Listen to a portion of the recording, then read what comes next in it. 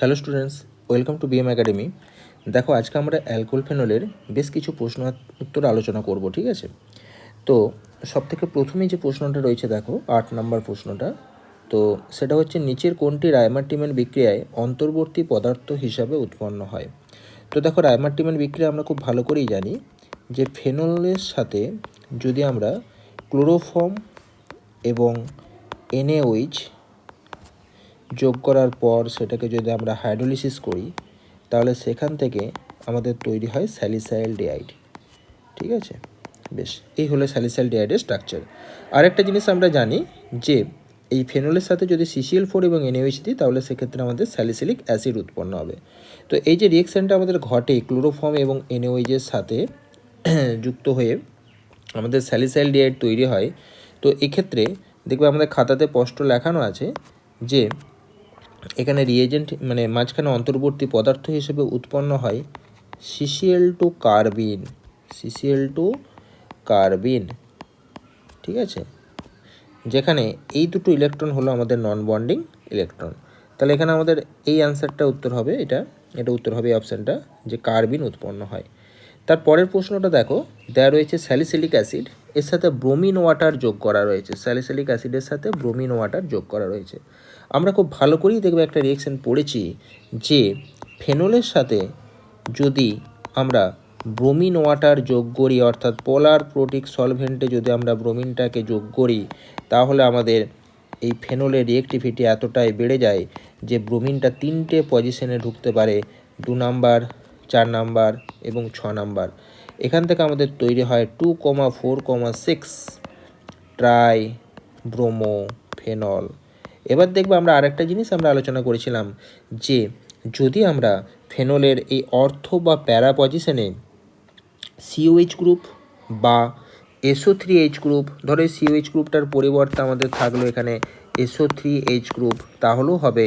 আর যদি COH গ্রুপটার পরিবর্তে এখানে OH গ্রুপ থাকে, ঠিক আছে, মানে এক্সট্রা আর কি, অর্থ পজিশনে যদি এই ফেনলের সাথে এই গ্রুপগুলো অ্যাটাচ থাকে, তাহলেও ব্রোমিন জলের রিয়েকশন আমাদের কোনো রকম প্রবলেম হবে না। আমাদের 2,4,6 ট্রাইব্রোমোফেনল এটাই কিন্তু উৎপন্ন হবে, অর্থাৎ COH গ্রুপটা কিন্তু বেরিয়ে চলে যাবে। আচ্ছা, আরেকটা জিনিস দেখবে আমরা পড়েছিলাম যে এখানে যদি আমাদের COH না থেকে CH3 থাকতো, তাহলে আমাদের এই রিয়েকশানটা একমাত্র দেবে না বা রিয়েকশানটা হবে না। তাহলে আমাদের COH আসে, প্রবলেম কিছু নেই। আমাদের এই ক্ষেত্রে যে রিয়েকশানটা হবে সেটা হচ্ছে 2,4,6 ট্রাইব্রোমোফেনল। আচ্ছা, ওখানে দেখবে আরেকটা রিয়েকশান লেখানো ছিল যে যদি আমরা ব্রোমিনটাকে নন পোলার বা লেস পোলার যে সমস্ত সলভেন্ট রয়েছে, যেমন CH2, CCl4, ক্লোরোফর্ম, এই সমস্ত মানে দ্রাবকগুলো দিয়ে যদি আমরা করি রিয়েকশানটা ঘটাই, তাহলে আমাদের এই ব্রোমিনটা একবার অর্থ পজিশনে ঢুকবে আর একবার কোন পজিশনে ঢুকবে? প্যারা পজিশনে ঢুকবে। একবার অর্থতে একবার প্যারাতে। কোনটা মেজর হবে? এক্ষেত্রে প্যারাটা মেজর হবে আর অর্থটা মাইনর হবে। তাহলে পুরো রিয়েকশানটা আমাদের এক্ষেত্রে লেখা থাকলো। আচ্ছা, বেশ, ফেনল দিয়েও যা রিয়েকশান হবে, এখানে একটা স্যালিসিলিক অ্যাসিডের ক্ষেত্রেও একই রিয়েকশান হবে। তারপরটা, ফেনলের সাথে থ্যালিক অ্যানহাইড্রেট যোগ করা হচ্ছে, তাতে কয়েক ফোঁটা গাঢ় H2SO4 যোগ করা হলো। এই রিয়েকশানটা আমরা খুব ভালোভাবেই পড়েছি যে ফেনলের সাথে থ্যালিক অ্যানহাইড্রাইড স্ট্রাকচারটা দেখবে আমরা প্রত্যেকেই জানি যে এখানে যদি COOH আর এখানটা তো COH রাখা হয়, তাহলে সেটাকে বলা হয় থ্যালিক অ্যাসিড। আর এই থ্যালিক অ্যাসিড থেকে যদি আমরা এই ওয়াটারটাকে বার করে দিই, তাহলে আমাদের তৈরি হয়ে যাবে এখান থেকে থ্যালিক অ্যানহাইড্রাইড। এই হচ্ছে আমার থ্যালিক অ্যানহাইড্রাইডের সংকেত। এই থ্যালিক অ্যানহাইড্রাইডের সাথে যদি আমরা ফেনলটাকে যোগ করি, তাহলে আমাদের তৈরি হয় ফেনপথ্যালিন। তাহলে আমাদের এখানে অ্যান্সার চলে আসবে ফেনপথ্যালিন। দেখবে একটা বড় মতো স্ট্রাকচার হবে, যেটা আমরা আগের ক্লাসে আলোচনা করেছি। বেশ, তারপর ভিক্টর মেয়ার পদ্ধতিতে অ্যালকোহলের পার্থক্য নির্ণয়ে প্রাইমারি অ্যালকোহল যে বৈশিষ্ট্যপূর্ণ বর্ণ দেখায়, দেখবে ভিক্টর মেয়ার টেস্ট আমাদের খুব সুন্দরভাবে আলোচনা করা আছে নোটসে, যে ভিক্টর মেয়ার টেস্টে যদি আমাদের 1 ডিগ্রি অ্যালকোহল হয়, যেটাকে আমরা প্রাইমারি অ্যালকোহল বলছি, তাহলে তার কালারটা হবে লাল। 2 ডিগ্রি যদি অ্যালকোহল হয়, তাহলে তার কালারটা হবে নীল। যদি 3 ডিগ্রি অ্যালকোহল হয়, তার কালারটা হবে, যে দ্রবণটা তৈরি হবে তার কালারটা হবে বর্ণহীন। তাহলে আমার এখানে প্রাইমারি অ্যালকোহল বলেছে, অর্থাৎ 1 ডিগ্রি অ্যালকোহলের কথা বলেছে, তাহলে আমার এখানে অ্যান্সার হবে লাল। 2 ডিগ্রি হলে নীল হতো, 3 ডিগ্রি হলে বর্ণহীন হতো। এর মাধ্যমে কি করা যায়? 1 ডিগ্রি, 2 ডিগ্রি এবং 3 ডিগ্রি অ্যালকোহলের মধ্যে পৃথকীকরণ করা যায়। ভিক্টর মেয়ার ছাড়াও এই 1 ডিগ্রি 2 ডিগ্রি 3 ডিগ্রি অ্যালকোহলের পৃথকীকরণ করার জন্য আর একটা টেস্ট আছে, তোমরা প্রত্যেকেই জানো, লুকাস টেস্ট। যে ক্ষেত্রে দেখা যায় যে 3 ডিগ্রির ক্ষেত্রে সঙ্গে সঙ্গে পদক্ষেপ পড়ে, 2 ডিগ্রিটাতে 5 থেকে 10 মিনিট টাইম লাগে, আর 1 ডিগ্রিতে রুম টেম্পারেচারে পদক্ষেপ পড়ে না। অ্যালকোহলের ক্ষেত্রে আরও একটা টেস্ট হয় যেগুলো দিয়ে আমাদের এই অ্যালকোহলের সেপারেশনটা বোঝানো যায়, সেটা হচ্ছে ক্রোমিক অ্যাসিড টেস্ট। এটাও দেখবে আমরা আলোচনা করেছি, ঠিক আছে। ক্রোমিক অ্যাসিড টেস্ট বা ক্রোমিক অ্যাসিড ছাড়াও আমাদের অন্য কোনো যদি তীব্র জারক পদার্থ দেওয়া থাকে, যেমন K2CR2O7, KNO4, এগুলোও যদি আমার অপশনের মধ্যে থাকে, সেইগুলো দিয়েও কিন্তু আমাদের 1 ডিগ্রি 2 ডিগ্রি 3 ডিগ্রি অ্যালকোহলের মধ্যে পৃথকীকরণ করা যায়। কারণ 1 ডিগ্রি অ্যালকোহলটা আমরা জানি যে তীব্র জারক দ্রব্যের প্রেজেন্সে অ্যাসিডে কনভার্ট হয়, 2 ডিগ্রিটা কিসে কনভার্ট হয়, কিটোনে কনভার্ট হয়, আর 3 ডিগ্রিটার ক্ষেত্রে কোনো রিয়েকশন হয় না। তাই এই রিয়েকশনের থ্রু দিয়েও কিন্তু আমরা সেপারেশন করতে পারবো। তবে বেস্ট হচ্ছে লুকাস বিকারক এবং ভিক্টর মেয়ার পদ্ধতি। পরের প্রশ্নটাই দেখো, আমার লুকাস বিকারক নিয়ে আছে। লুকাস বিকারক কি? লুকাস বিকারক হচ্ছে গাঢ় HCl এবং অনার্দ্র ZnCl2 এর মিশ্রণ, যেখানে ZnCl2টা কী রূপে কাজ করে? অনুঘটক রূপে কাজ করে। এখানে ZnCl2টা আমাদের অনুঘটক রূপে কাজ করে। বেশ, গাঢ় HClতে মেকানিজম দেখেছি, আমাদের SN1 মেকানিজম হয়, 3 degree 2 degree 1 degree carbocation formation হয়। সেই জন্য আমাদের এক্ষেত্রে 3 ডিগ্রি ক্ষেত্রে পদক্ষেপটা সবথেকে ভালো পড়ে এবং সঙ্গে সঙ্গে পদক্ষেপটা পড়ে। বেশ, পরেরটা, নিচের কোন বিক্রিয়ার শর্ত অনুযায়ী ইথানল CH3CH2OH এটাকে আমরা কনভার্ট করব ইথিলিনে। ইথিলিন মানে CH2 ডবল বন্ড CH2। তার মানে দেখো, এখান থেকে বুঝতে পারছি আমাদের ওয়াটারটা বেরিয়ে চলে গেছে। অর্থাৎ ইথানলটাকে যদি আমরা এরকমভাবে লিখি CH2H আর CH2OH, তাহলে আমরা এখান থেকে দেখতেই পাচ্ছি যে এখান থেকে ওয়াটারটা বেরিয়ে চলে গেছে। ফলে আমাদের এখানে কার্বনের সাথে কার্বন ডবল বন্ড ফর্মেশন হয়েছে এবং এখানে ইথিলিন বা ইথিন ফর্মেশন হয়েছে। তাহলে ইথানল থেকে যখন ইথিন তৈরি করব, জল বেরিয়ে চলে যাচ্ছে, ডিহাইড্রেশন ঘটছে এবং এই রিয়েকশানটাকে আমরা বলবো এলিমিনেশন রিয়েকশান। তাহলে এই যে এলিমিনেশন রিয়েকশানটা হলো, আমরা খুব ভালো করেই জানি যে এলিমিনেশন রিয়েকশানের ক্ষেত্রে, আচ্ছা এটা জেনারেলি E1 থ্রু দিয়ে যায়। এলিমিনেশন রিয়েকশানের ক্ষেত্রে আমাদের যেটা লাগে গাঢ় H2SO4 আর 170 ডিগ্রি সেন্টিগ্রেড, এটা আমরা অলরেডি পড়ে ফেলেছি। তাহলে এখানে আমাদের কোন উত্তরটা হবে? লাস্টের উত্তরটা হবে, যেহেতু এখানে এলিমিনেশন ঘটছে।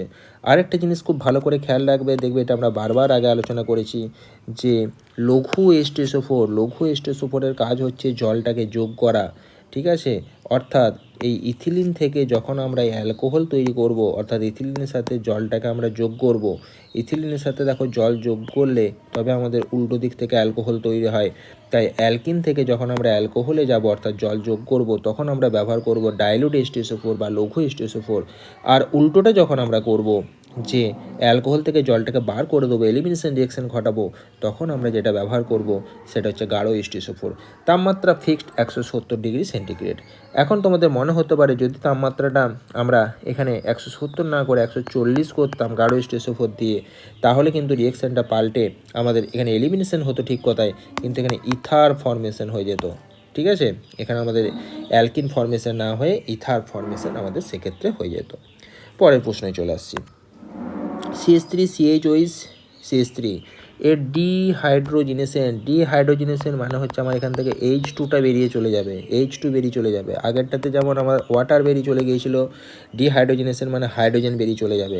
তার মানে আবার রিয়েকশানটা দেখতে এরকম হবে যে CH3CHOH CH3 ডিহাইড্রোজিনেশন, দুখানা হাইড্রোজেন বেরিয়ে চলে যাচ্ছে। তার মানে একটা কার্বন থেকে বেরোবে আর একটা হাইড্রোজেন থেকে বেরোবে। তাহলে হাইড্রোজেন বেরিয়ে চলে যাওয়া মানেই অক্সিডেশন, মানে আমার এখানে জারণ ঘটছে। কী ঘটছে এখানে? আমাদের জারণ ঘটছে, ঠিক আছে। 2 ডিগ্রি অ্যালকোহল, এটা 2 ডিগ্রি অ্যালকোহলটা কিসে কনভার্ট হচ্ছে? কিটোনে কনভার্ট হচ্ছে।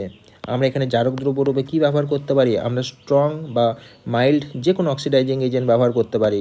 যেমন আমরা এখানে K2CR2O7 ব্যবহার করতে পারি, দিয়ে KNO4 ব্যবহার করতে পারি, আমরা এখানে ক্রোমিক অ্যাসিড ব্যবহার করতে পারি, ঠিক আছে। আমরা এখানে ক্রোমিক অ্যাসিডের সাথে সাথে আমরা ব্যবহার করতে পারি যে তোমার হচ্ছে PCC, মাইল্ডগুলো দিলেও হবে। আমরা ব্যবহার করতে পারি PDC, আমরা ব্যবহার করতে পারি কলিন্স রিএজেন্ট, আমরা ব্যবহার করতে পারি HOCl, আমরা ব্যবহার করতে পারি DMP, আমরা ব্যবহার করতে পারি স্যারেটস রিএজেন্ট, আমরা ব্যবহার করতে পারি copper, red hot copper tube plus heat, এটা আমরা ব্যবহার করতে পারি।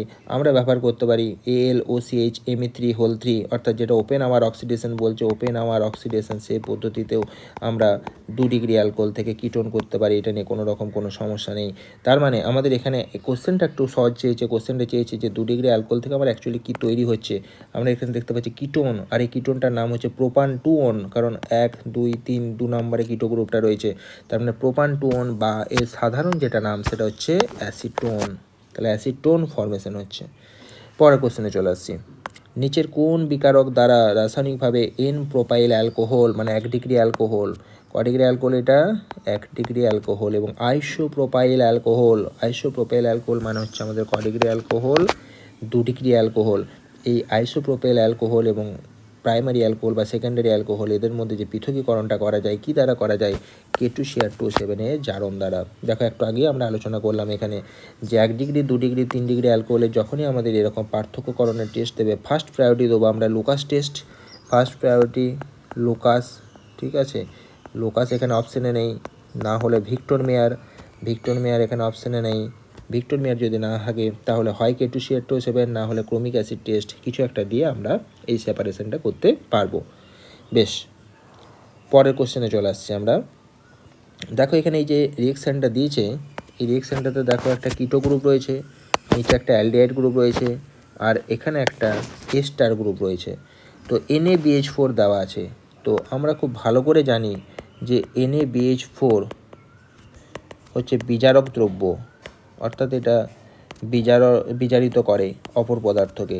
কাকে কাকে বিজারিত করতে পারে? তো এটা অ্যালডিহাইডকে বিজারিত করতে পারে, কিটোন গ্রুপকে বিজারিত করতে পারে, আর অ্যাসিড ক্লোরাইডকে বিজারিত করতে পারে। এটা আমরা আগেই পড়েছি। আর কাউকে কিন্তু এটা বিজারিত করতে পারে না। তাহলে এখানে যেহেতু ওপরটাতে কিটো গ্রুপ রয়েছে তাই কিটো গ্রুপটা বিজারিত হয়ে OH গ্রুপে কনভার্ট হয়ে যাবে। নিচে CHOটা বিজারিত হবে, যে CH2OH কনভার্ট হয়ে যাবে। আর এই এস্টার গ্রুপটা অ্যাজ ইট ইজ যেমন আছে থেকে যাবে, এটা কিন্তু কোনো রকম পরিবর্তন হবে না। তাহলে আমার দেখো লাস্টের অপশানটা উত্তর হবে। তারপর কার্বনের সাথে অক্সিজেনের বন্ড লেংথ দিয়েছে। তো আমরা খুব ভালো করেই জানি যে বন্ড লেংথ বা বন্ড অর্ডারের যে সম্পর্কটা সেটা হচ্ছে এরকম যে এখানে দেখো কার্বনের সাথে কার্বন প্রথমে ট্রিপল বন্ড আছে, কার্বনের সাথে কার্বন ট্রিপল বন্ড হওয়ার ফলে এখানে যে বন্ডটা সেই বন্ডের দৈর্ঘ্যটা হবে সবথেকে কম, তারপরে ডবল বন্ডের দৈর্ঘ্য হবে সবথেকে বেশি, আর ডবল বন্ডের দৈর্ঘ্যের পরে সবথেকে বেশি হবে সিঙ্গেল বন্ড। এখানে অ্যাকচুয়ালি কার্বনের সাথে কার্বনের ট্রিপল বন্ড বা ডবল বন্ড রয়েছে, কিন্তু থাকলেও কি হবে যখন এখানে আমরা বন্ড লেংথটা অক্সিজেনের সাথে দেখব তখন এখানে যে রেজোনেন্সটা হবে তার থ্রু দিয়ে দেখা যাবে যে সবথেকে কম বন্ধন দৈর্ঘ্য হচ্ছে এতে, তার থেকে বেশি হবে বিতে, আর সিতে যেহেতু পুরোটাই সিঙ্গেল বন্ড তাই সি এর ক্ষেত্রে বন্ধন দৈর্ঘ্যটা সবথেকে বেশি হবে। তাই এখানে আমার অ্যান্সারটা আসবে প্রথম কার্ডটা। তার যে পরের প্রশ্নটা CH3 এটাকে যদি আমরা লিখি এভাবে CH3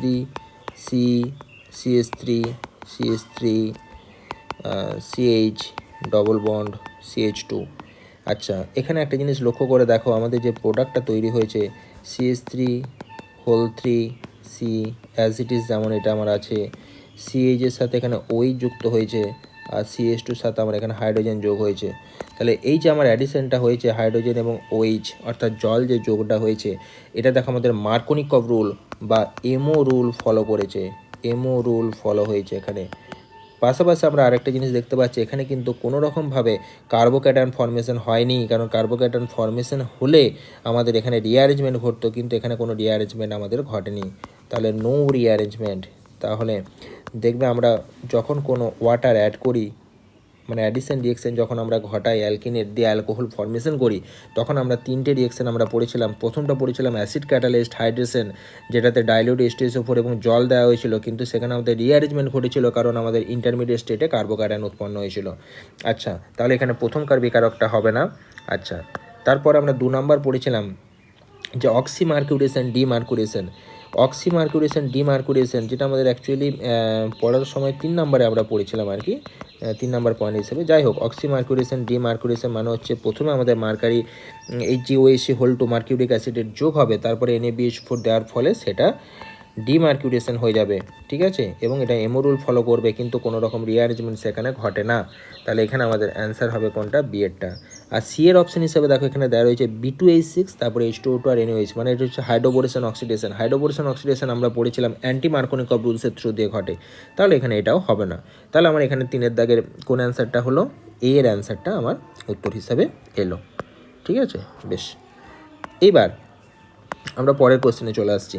CH3NH2 primary amine. Primary অ্যামিনের প্রশ্ন আমরা খুব ভালো করে দেখেছি যে এই প্রাইমারি অ্যামিনটাকে যখন ডাইজোটাইজেশনের এই রিয়েকশানটা ঘটানো হয়, যে NaNO2 প্লাস ডাইলুট HCl দিয়ে টেম্পারেচারটা থাকে 0 থেকে 5 ডিগ্রি সেন্টিগ্রেডের মধ্যে, তখন আমার এখানে ডাইরেক্ট অ্যালকোহল তৈরি হয়, অর্থাৎ NH2 গ্রুপটা OH এ কনভার্ট হয়। এটা আমরা খাতারতেও পড়েছি এবং ক্লাসেও, আগের ক্লাসে আমরা এটা ডিটেলসে পড়েছি। বেশ, তো এখানে ব্যাপার হচ্ছে যে যদি আমরা এখানে এরকম কোনো অ্যানিলিন নিতাম, CH3 পরিবর্তে যদি আমরা এরকম NH2 গ্রুপ দিয়ে অ্যানিলিন নিতাম, দিয়ে যদি রিয়েকশানটা ঘটাতাম, তাহলে ডাইজোটাইজেশন ঘটে, কিন্তু এখানে আমার N2Cl তৈরি হতো, N2 প্লাস Cl মাইনাস, ঠিক আছে। তারপরে ওটাকে হাইড্রোলিসিস করলে আমার ওখান থেকে তৈরি হতো ফেনল, এটাকে যদি হাইড্রোলিসিস করতাম। কিন্তু এখানে দেখো অত কিছু করার দরকার হয় না, NaNO2 এবং ডাইলুট HCl দিলে CH3N2Cl বলে কোনো যৌগ তৈরি হয় না, ডাইরেক্ট আমার এখানে অ্যালকোহল তৈরি হয়ে যায়। আচ্ছা, তারপরটা অ্যাসিটোন থেকে আমরা তৈরি করব আইসোপ্রোপানল, তার মানে আমরা এখানে বিজারণ ঘটাচ্ছি, ঠিক আছে। বিজারণ ঘটানোর সময়তে যখন আমরা অ্যাসিটোন থেকে, অর্থাৎ এখানে অ্যাসিটোন থেকে যখন আমরা এই প্রস্তুতিটা করব, তখন আমাদের হচ্ছে MPV বিজারণ ঘটাতে হবে, ঠিক আছে। সবথেকে ভালো পদ্ধতি হবে সেটাই, CH3(2) CHO3Al। এই MPP বিজারণে যে বিজারক দ্রব্য, সেটা দেখো একই প্রশ্ন এখানে দিয়েছে, রিপিট করেছে 6 এরটা, CH3CHO2 CHO3Al, এটা আমাদেরকে দিতে হবে। তারপর চলে আসছে আমরা CH3CH2OH, এখান থেকে CH3CHO, দেখো জারণ ঘটেছে, অর্থাৎ 1 ডিগ্রি অ্যালকোহল এখানে কিসে কনভার্ট হয়েছে, অ্যালডিহাইডে কনভার্ট হয়েছে। তার মানে এখানে আমাদের মাইল্ড বা মৃদু অক্সিডাইজিং এজেন্ট দেওয়া হয়েছে, মাইল্ড অক্সিডাইজিং এজেন্ট, তীব্র নয় কিন্তু, মাইল্ড অক্সিডাইজিং এজেন্ট এখানে দিতে হবে। যদি আমরা তীব্র দিই তাহলে তো 1 ডিগ্রি অ্যালকোহলটা কিসে কনভার্ট হয়ে যাবে, অ্যাসিডে কনভার্ট হয়ে যাবে, কিন্তু আমরা তো এটাকে অ্যালডিহাইডে কনভার্ট করছি, তার মানে মধ্যবর্তী স্টেপে এটাকে থামাতে হবে। তার মানে এখানে আমাদেরকে দিতে হবে PCC, পিরিডিনিয়াম ক্লোরোক্রোমেট। যদি অপশানে যদি আমাদের PDC দিত তাহলেও আমার অপশানটা উত্তর হতো, তাহলে K2Cr2O7 এখানে দেওয়া যাবে না। যদি আমরা এখানে K2Cr2O7 দিয়ে ফেলি তাহলে কিন্তু রিয়েকশানটা হবে না, কারণ 1 ডিগ্রি অ্যালকোহল তখন অ্যাসিডে কনভার্ট হয়ে যাবে। তারপরে রিয়েকশানটাতে দেখো খুব সহজ রিয়েকশান, OHটা Cl এ কনভার্ট হয়েছে, তার মানে আমাদের হ্যালোজিনেশন ঘটেছে। তো অ্যালকোহল থেকে Cl দেখো PCl5 দিলেও হয়, PCl3 দিলেও হয়, SOCl2 দিলেও হয়, এটা তো হয় না, SO2Cl2 তো হয় না। তাহলে এই যে SOCl2 মানে আমাদের থায়োনিল ক্লোরাইড দেওয়া রয়েছে, এটা আমাদের বেস্ট মেথড, এটা আমরা খুব ভালো করেই জানি, কারণ এখানে যে প্রোডাক্টগুলো উৎপন্ন হয়, এই মেন প্রোডাক্টটার সাথে সাথে SO2 এবং HCl উৎপন্ন হয়, যেগুলো গ্যাসীয় হওয়ার জন্য উড়ে চলে যায়। এই পদ্ধতিটার নাম হচ্ছে ডার্জেন্স মেথড, ডার্জেন্স মেথড, এটা হচ্ছে বেস্ট মেথড। তাহলে আমাদের এখানে SOCl2 দিতে হবে। আচ্ছা, সোডিয়ামের সাথে বিভিন্ন প্রকার অ্যালকোহলের বিক্রিয়ার হারের সঠিক ক্রম, অর্থাৎ সোডিয়ামের সাথে কোন অ্যালকোহল বেশি বিক্রিয়া করবে সেটা আমাদেরকে এবার জানতে হবে, ঠিক আছে। তো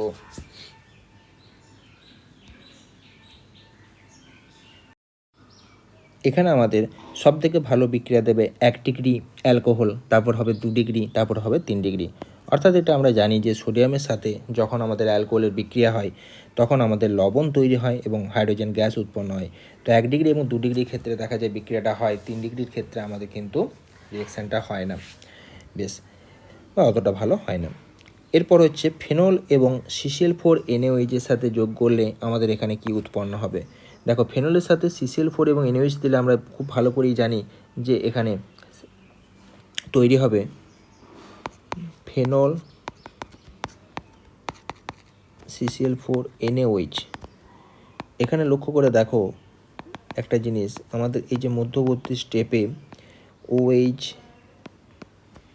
COONA তৈরি হবে, ঠিক আছে। এখানে যদি আমরা হাইড্রোলিসিস করি অবশেষে, তাহলে আমাদের এখানে তৈরি হবে স্যালিসিলিক অ্যাসিড, স্যালিসিলিক অ্যাসিড। তাহলে এখানে কিন্তু আমাদেরকে দেখতে হবে যে এখানে যে সোডিয়াম স্যালিসাইলেট বা ডাইসোডিয়াম স্যালিসাইলেট অনেক সময় তৈরি হয়, তো এইটা হচ্ছে আমাদের মধ্যবর্তী পর্যায়ের রিয়েকশন, ঠিক আছে। এই সোডিয়াম স্যালিসাইলেট বা মধ্যবর্তী পর্যায়ে যেটা আর কি। তাহলে যদি আমার এখানে H3O+টা দিত, তাহলে আমি এখানে স্যালিসাইলিক অ্যাসিডটা করতাম, প্রোডাক্ট হিসাবে লিখতাম। কিন্তু যেহেতু এখানে বলেছে ফেনলকে CCl4 আর NaOH সহযোগে উত্তপ্ত করা হচ্ছে, তাহলে এখানে আমাকে অ্যান্সারটা করতে হবে সোডিয়াম স্যালিসাইলেট। এটার নাম হচ্ছে সোডিয়াম স্যালিসাইলেট। কখনো কখনো এটাকে ডাইসোডিয়াম স্যালিসাইলেটও বলা হয়ে থাকে, কিন্তু আমরা এখানে এটাকেই অ্যান্সার করব। স্যালিসাইলিক অ্যাসিডটা কিন্তু আমরা এখানে করব না। যদি আমাকে এখানে বলে দিত যে তারপরে হাইড্রোলিসিস করা হচ্ছে, তাহলে আমরা এখানে স্যালিসাইলিক অ্যাসিড করতাম। আর যদি সোডিয়াম স্যালিসাইলেট অপশানে না থাকতো, তাহলেও আমরা সেই ক্ষেত্রে ওটা করতাম। পরের প্রশ্নটা দেখো, এখানে ফর্মালডিহাইড দিয়ে বিক্রিয়াটা ঘটানো হয়েছে। ফর্মালডিহাইড দিয়ে বিক্রিয়াটা ঘটানোর পর CH2OH একবার অর্থতে একবার প্যারাতে ঢুকেছে, ঠিক আছে। এই বিক্রিয়াটাকে বলা হয়ে থাকে যে লেডার ম্যানাসে বিক্রিয়া। এটা আমরা ক্লাসে আলোচনা করেছি, লেডার ম্যানাসে বিক্রিয়া। আচ্ছা, ক্ষারীয় মাধ্যমে বেনজিন ডাইজোনিয়াম ক্লোরাইডের সাথে ফেনলের যে বিক্রিয়া হয়, ঠিক আছে, সেখানে আমাদের যে কমপ্লেক্সটা তৈরি হয় সেটা হচ্ছে এরকম, প্যারা পজিশনে যুক্ত হয়, ঠিক আছে। ডাইজোনিয়াম ক্লোরাইডটা ফেনলের সাথে প্যারা পজিশনে যুক্ত হয়। স্যালিসাইলিক অ্যাসিড থেকে নিচের কোনটি পাওয়া যায় না? দেখবে তিনটে রিয়েকশন আমরা পড়েছি। স্যালিসাইলিক অ্যাসিড থেকে অ্যাসপিরিন তৈরি হয় যদি CH3CO2O যেটা অ্যাসিডিক অ্যানহাইড্রেট দিয়ে রিয়েকশন ঘটালে। স্যালল তৈরি হয় যখন ফেনল দিয়ে রিয়েকশনটা ঘটানো হয়। ওয়েল অফ উইন্টারগ্রিন তৈরি হয় যখন মিথানল এবং H2SO4 দিয়ে রিয়েকশন ঘটানো হয়। কিন্তু ফেনপথ্যালিন কিন্তু স্যালিসাইলিক অ্যাসিড থেকে পাওয়া যায় না। তারপরে আমার এখানে উত্তরটা হয়ে গেল ফেনপথ্যালিন, এটা পাওয়া যায় না। বাকি তিনটে কিন্তু পাওয়া যায়। তারপরে প্রশ্নটা, ফেনলের সাথে NaOH দেওয়া হয়েছে। ফেনলের সাথে যদি আমরা এখানে NaOH যোগ করি, তাহলে আমাদের যেটা A প্রোডাক্ট, তাহলে সেটা আমার তৈরি হবে ONA, এটা হয়ে গেল A। যখন আমরা এখানে CO2 দিয়ে দেবো, CO2 দিয়ে দিলে হয়ে যাবে আমাদের